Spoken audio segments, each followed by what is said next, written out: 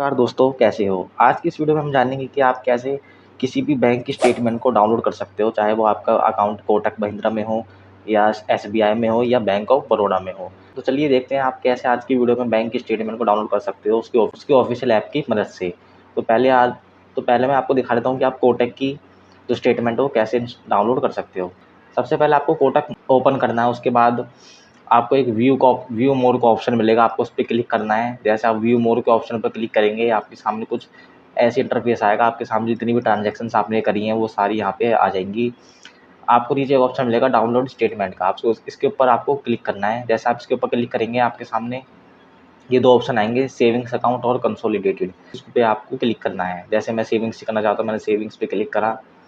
उसके बाद आपके सामने कुछ ऐसा ऑप्शन आएगा, करंट मंथ, अगर आप इसी महीने करना चाहते हैं या लास्ट 3 महीने की करना चाहते हैं, या फाइनेंशियल ईयर 1 अप्रैल से 31 मार्च के बीच में करना चाहते हैं डाउनलोड अपनी स्टेटमेंट, वो कर सकते हैं। चाहे आप कस्टम अपनी खुद की जो है 6 महीने की, 3 महीने की, 4 महीने की, जितने भी महीने की आप स्टेटमेंट को निकालना चाहते हैं आप निकाल सकते हैं।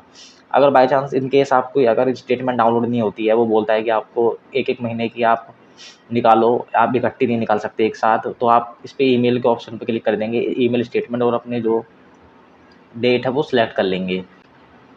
जो है आप कस्टम डेट भी चूज़ कर सकते हैं, आपको कब से कब तक की निकालनी है, फिर आपको कन्फर्म के ऑप्शन पर क्लिक करना है। बात करते हैं एसबीआई का। अगर आपके एसबीआई में बैंक अकाउंट है तो उसकी कैसे स्टेटमेंट डाउनलोड करना है। एसबीआई के एप्लीकेशन को ओपन करेंगे, आपके सामने कुछ ऐसा इंटरफेस आएगा, आपको ट्रांजैक्शंस के ऑप्शन पर क्लिक करना है। जैसे आप ट्रांजैक्शन के ऑप्शन पर क्लिक करेंगे आपके सामने कुछ ऐसा इंटरफेस आएगा, रिक्वेस्ट स्टेटमेंट का जो ऑप्शन है वो ऊपर लिखा है राइट साइड कॉर्नर पे। तो उसके बाद आपके सामने कुछ ऐसा ऑप्शन आएगा जिसमें सिलेक्ट ड्यूरेशन है कि आप कब से कब तक की निकालना चाहते हैं स्टेटमेंट।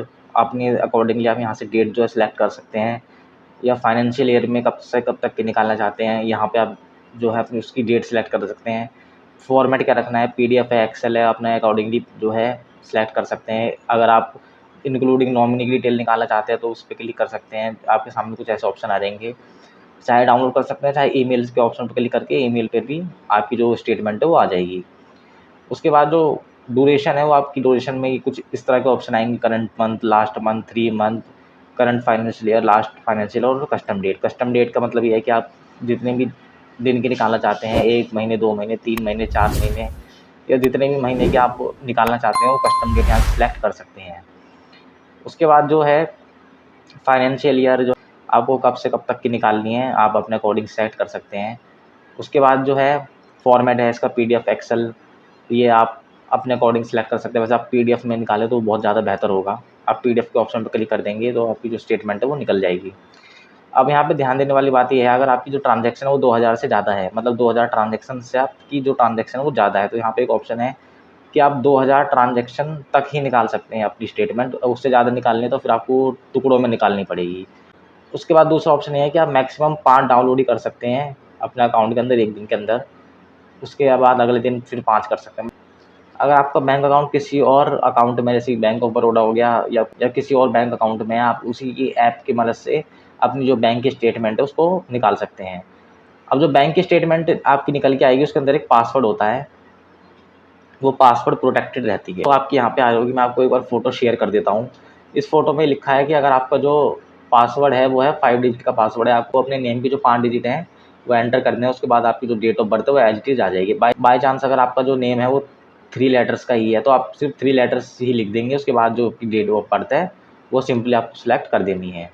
अब जो ये बैंक की स्टेटमेंट है ये काफ़ी जगह काम आती है। बाई चांस अगर आपको कोई गवर्नमेंट की स्कीम लेनी है या पेंशन के लिए अप्लाई करना है तो वहाँ पे जो आपकी बैंक की स्टेटमेंट है वो लगती है, या आपको इनकम सर्टिफिकेट के लिए अप्लाई करना है तब भी जो बैंक की स्टेटमेंट है वो काम आती है। अगर आपको मेरी ये वीडियो अच्छी लगी तो प्लीज़ इसको like, share, comment and subscribe जरूर कीजिए। चलिए मिलते हैं आपसे अगली वीडियो में, तब तक के लिए टेक केयर, गुड बाय।